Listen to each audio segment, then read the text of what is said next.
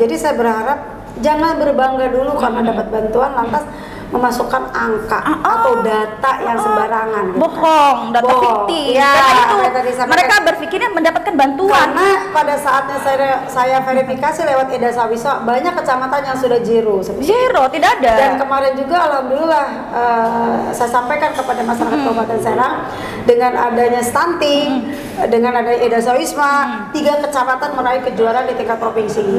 Karena stuntingnya sudah zero.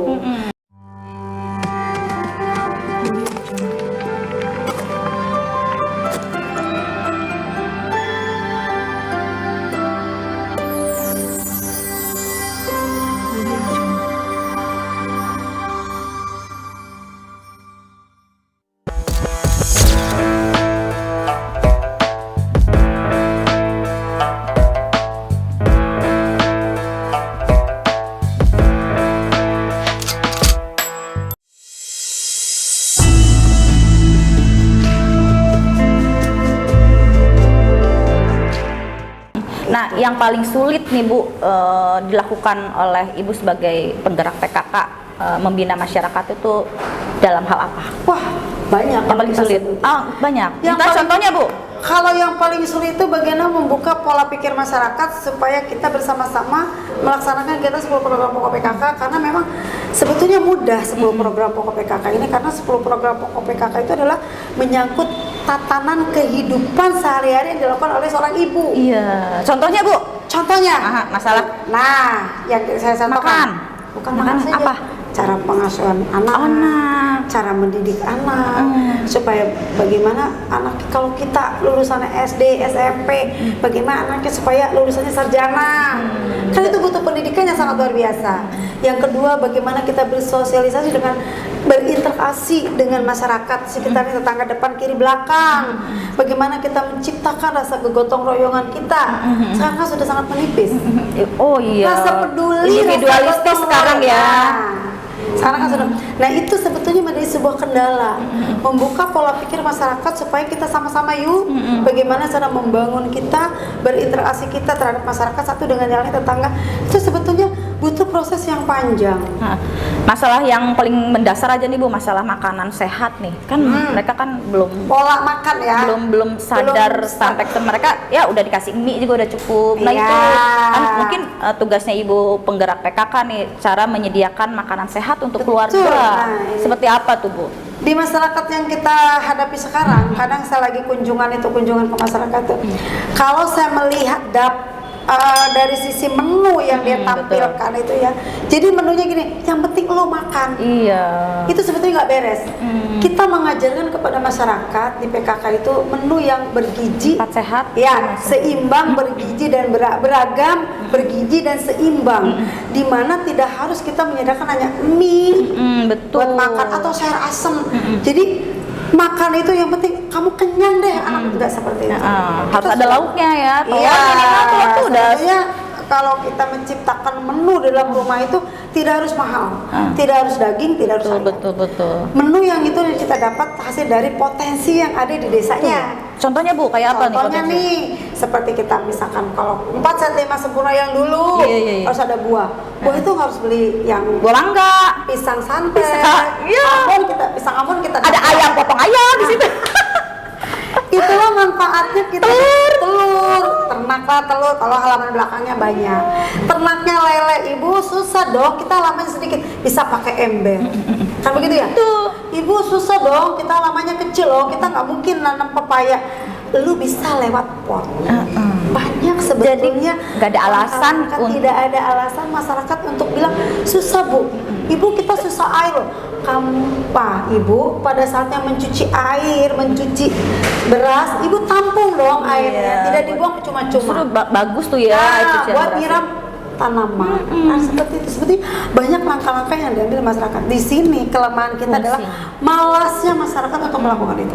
Nah, itulah fungsinya penggerak PKK untuk terus memberikan edukasi, motivasi kepada masyarakat gitu yang kita ya. lakukan tidak pernah bosan untuk melakukan itu. Karena untuk makanan sehat itu tidak harus mahal tadi ya Bu Tidak ya. harus mahal. Di lingkungan kita juga tersedia. Betul. Jangan makan mie tapi makannya telur. Makannya Karena harga telur, mie dengan telur tuh sebenarnya lebih nggak jauh- mahal mie. Iya, nggak jauh Kalau beda. telur kan bisa ternak ayamnya, bisa ambil telurnya dimakan.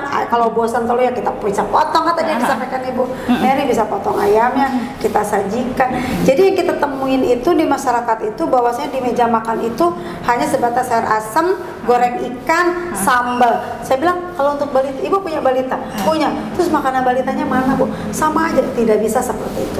Apa sih kalau untuk balita itu Bu? Kalau balita itu kan balita tuh penuh memerlukan asupan gizi yang sangat luar biasa. Beda dengan kita ya.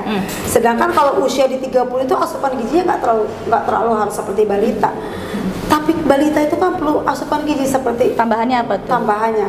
Tidak harus diberi ikan ayam. Oh. Tidak harus diberi daging. Asupan gizi yang baik itu adalah dari telur, dari ikan lele, karena lele itu kan Proteinnya tinggi ya. tinggi, kolagennya juga banyak. Dari ikan bandeng, tapi tentunya pengolahannya tidak harus digoreng. Oh. Lele bisa dipepes. Bisa dipepes. Tahu tidak harus digoreng. Iya. Tahu itu usahakan dipepes. Berarti Gitu ya. kreativitas. Kreativitas. Kembali lagi karena sumber daya manusia kita belum nyampe pola pikirnya ke arah sana, sehingga ya sudah menu yang ada aja. Iya. Nah, ya kenapa Bu? Ya tapi kita insya Allah dengan gerakan PKK ini tentunya butuh proses lambat tahun. Sekarang juga sudah mengarah kecerdasan dan makan sudah terlihat. Iya, udah mulai berubah ya mindsetnya. Itu salah satu pendorongnya adalah penggerak PKK. Nah Bu, sekarang terkait Stuntingnya yang isu strategis nih. strategis Luar biasa dari nih. mulai dari pusat sampai daerah. Sampai daerah. Nah, bagaimana peran serta PKK? penggerak PKK? Oke, terkait dengan stunting, peran serta PKK itu sebetulnya kalau stunting itu bukan hal yang baru sebenarnya. Karena memang ini sebagai isu strategis, maka muncul semua harus bergerak, semua harus jalan. Stunting itu jadi zaman saya sudah di PKK juga sebetulnya sudah ada, cuman nggak tersut gitu ya, karena mengarahnya kepada gizi buruk. Sebetulnya nggak beda jauh. Kalau gizi buruk itu sudah jelas dia gizinya belum terpenuhi, tapi stunting dia sebetulnya mengarah ke sana. Kurang asupan gizi. Cuman kalau stunting itu kan orang yang pendek, yang secara EQ Akalnya juga kurang sehat, tapi kalau gizi buruk itu Kalau belum sampai ke stunting kalau iya, gizi buruk. belum sampai ke stunting. Bukan Terkait dengan stunting, apa sih yang bisa dilakukan oleh PKK terkait dengan adanya isu strategi stunting, banyak yang sudah kami lakukan. Terutama memang selain kita memberikan edukasi tentang terkait dengan gizi yang diberikan kepada orang tuanya, PMT, pemberian makan tambahan yang dilakukan oleh para kader PKK di Posyandu, ini sudah menjadi rutin karena memang PMT ini ada gizi buruk, ada stunting atau tidak pun Posyandu itu harus memberikan PMT itu. Dan memang sekarang ini stunting yang kemarin itu sudah sangat luar biasa ya. Itu semua udah di garis merah tuh. Iya. Beberapa kecamatan di garis merah. Kami keroyokan dan kami langsung ke lapangan ke Ibu Camat harus terus bergerak karena kami juga diberikan tanggung jawab selain angka yang ada di Dinas KB yang ada EPPGM ya, gitu kan. Kalau kita mah lewat Edasawismanya, di mana Edasawisma ini semua kader harus menginput, memverifikasi data yang sudah dilakukan di Posyandu, ya Bu ya. Itu semua bergerak, kader semua bergerak, kader semua memverifikasi sehingga muncul itu angkanya luar biasa. Dan saya menekankan kepada kader PKK, khususnya Ibu Camat, jangan berbangga dengan angka. Kalaupun memang angka ini adalah angka yang betul-betul harus dipertanggungjawabkan. Karena kalau angka itu tidak bisa dimanipulasi ya, betul ya. Karena angka mah nyata real, hasil kerja di lapangan tertuang dalam sebuah angka. Jadi saya bilang kalau angkanya sudah capaiannya sudah bagus, jangan berbangga dulu, jangan lepas begitu. Periksa lapangan, cek lapangan. Kunci Nah, dulu. Kunci dalam artian terus pantau lapangannya. Jangan sampai lengah. Biasanya gitu loh di kita. Di kita kan kayak gitu. Kalau sudah udah bagus sebuah nih, hasil nih, sebuah hasil yang sudah maksimal, sudah bagus, lengah tuh kita lepas. Akhirnya kita nggak aware lagi dengan Iya, masyarakat. lagi dengan masyarakat kan. Sudah, kok sudah bagus, kita sudah punya laporan ke tingkat provinsinya sudah bagus, udah biarin abaikan. Itu bukan sebuah harapan kita, tapi tetap kita kunci si angka ini, tetap kita pantau, tetap kita monitoring, tetap kita selalu setiap pelaksanaan ke Posyandu memverifikasi data, karena stunting ini seperti gunung es, betul nggak sih? Betul. Selagi ada remaja, betul nggak? Iya. Selagi ada ibu hamil melahirkan, Itu resiko ya. resiko stunting itu pasti akan ada. Nah Bu, cuman kalau yang data yang merah-merah itu sebenarnya di Kabupaten Serang, contohnya satu di kecamatan saya aja ya Bu Betul. ya. Nah itu sebenarnya angka itu kalau dilihat itu tidak ada Bu. Betul. Yang stunting itu tidak ada. Memang pernah ada waktu itu di kecamatan saya gizi buruk satu orang.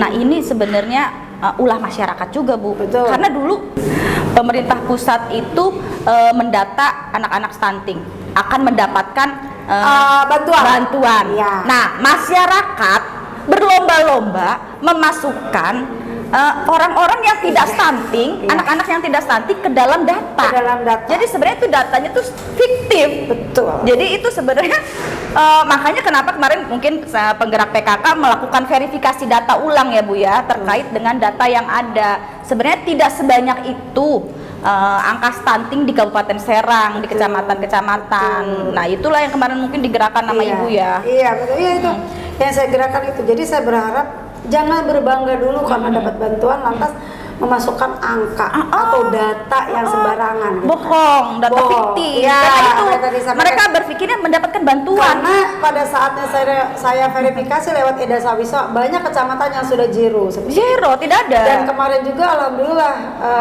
saya sampaikan kepada masyarakat Kabupaten Serang dengan adanya stunting, dengan adanya Eda Sawisma, 3 kecamatan meraih kejuaraan di tingkat provinsi. Wow. Karena stuntingnya sudah zero.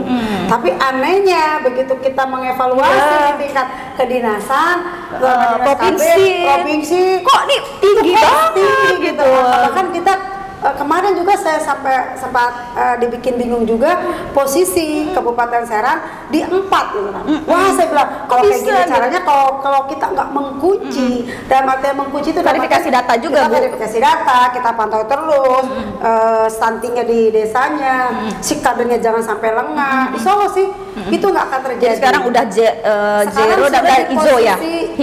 Semua hijau. Hijau, semua kecamatan hijau ya. Semua Karena hasil kecamatan dari hijau. verifikasi data itu dari mulai Iya, Posyandu, tapi bidan-bidan ya. itu saya sarankan kembali jangan sampai lengah untuk terus pantau, terus memonitor kegiatan stuntingnya Bu Neri, karena dan pemberian PMT-nya akan terus jalan sampai kita betul-betul dinyatakan tidak ada stunting. Stunting zero ya. Zero. Nah Bu, untuk edukasi kepada masyarakat, terutama calon-calon ibu, nah itu bagaimana sih mereka supaya tidak memiliki anak yang stunting itu? Iya.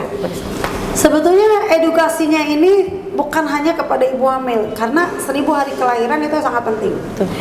Dimana kalau saya sebut nih, kalau kita sudah ada anak remaja aja ya, itu harus sudah kita kasih tablet tambah darah, persiapannya pada saatnya dia menginjak pra pernikahan, kita harus kasih dia imunisasi.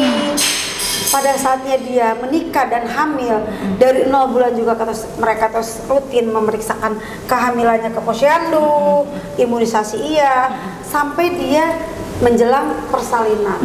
Nah ini memang butuh pantauan daripada terutama khusus kepada dirinya ya, karena kembali lagi kalau kadernya ngejar-ngejar pun kalau si orang tersebut tidak mau, memang ini menjadi sebuah masalah.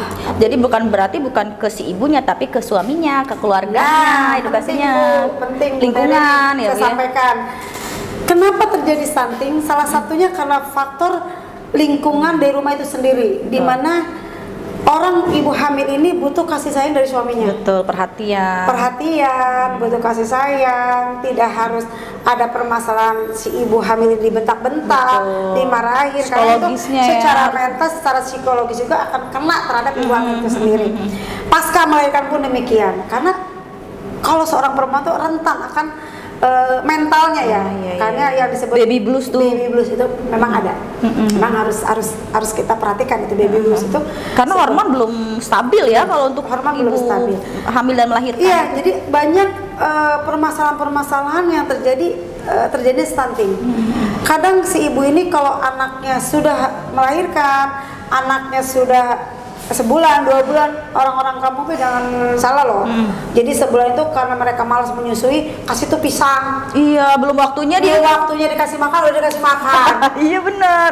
Padahal itu 6 bulan seharusnya Padahal ya. itu ASI eksklusif itu ada 6 bulan. Banyak ibu-ibu di zaman digitalisasi ini, banyak ibu-ibu yang enggak menyusui anaknya. Kenapa? Karena dia pikir repot lah, saya harus nyusuin Takut anak. berubah bentuk. Takut berubah bentuk, padahal lu hidupnya di kampung loh gitu. Ibu itu hidupnya udah di kampung, ibu rumah tangga, ya bukan seorang pekerja. Kenapa sih ibu nggak mau nyusui? Repot bu, saya mesti tiktokan lah, main tiktok dan sebagainya. Nah ini ya sebetulnya sebuah kerawanan di zaman digitalisasi. Ada yang diuntungkan dengan zaman digitalisasi, ada yang dirugikan juga di zaman digitalisasi. Ada negatif dan positifnya. Ada negatif dan positifnya. Banyak di kalangan ibu-ibu rumah tangga yang hidupnya di kampung, anaknya nggak mau disuapin, nggak mau nyopin anaknya. Kalau anaknya cukup susu kaleng dikasih setiap Padahal hari susu kaleng. mahal itu susu kaleng ya, mendingan ASI gratis Lebih dan baik ibu bergizi menyusui gitu. anaknya, memberikan makanan yang sehat, tidak perlu mahal kan tadi saya sampaikan di awal, tapi banyak. Nah ini yang harus dirubah, image pola pikir yang salah. Nah itu kan berarti keluarga juga harus memperhatikan asupan gizi bagi ibu hamil dan menyusui. Betul. Gitu. Terus moodnya juga harus dijaga terus gitu ya. Iya. Terus diedukasi juga, jangan terlalu banyak main. Kalau bisa nggak apa-apa main Nggak apa-apa. gadget, tapi yang bermanfaat bermanfaat yang untuk sebenarnya- mencari informasi iya, bagaimana betul. cara mengurus anak ya Bu ya. Searching makanan yang Yang bergizi seperti searching apa. bagaimana kita mengolah diri kita sendiri supaya moodnya bagus. Itu kan banyak. Kan tadi saya sampaikan juga ada sisi baiknya, ada sisi buruknya. Dengan adanya zaman digital.